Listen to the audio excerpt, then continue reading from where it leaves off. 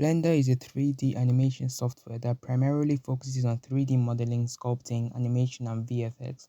The story of Blender began on the 2nd of January 1994, collapsed in early 2002, and with funding from the community, became free and open source on the 13th of October 2002. Blender is the preferred choice for many individuals as it is not priced and open source. However, despite this, Blender is not considered industry standard as larger institutes would opt for Autodesk Maya, Cinema 4D, and others. Blender is designed to help in the production process from start to finish. You can start with opening Blender and choosing the general workspace. Click A to select all objects and X to delete. To add an object, hit Shift A on the keyboard and on the meshes, click any preferred object of your choice.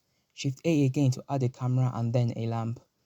Hold Ctrl Alt numpad 0 to set the camera to your current view. F12 to render the image. And that is Blender in a minute.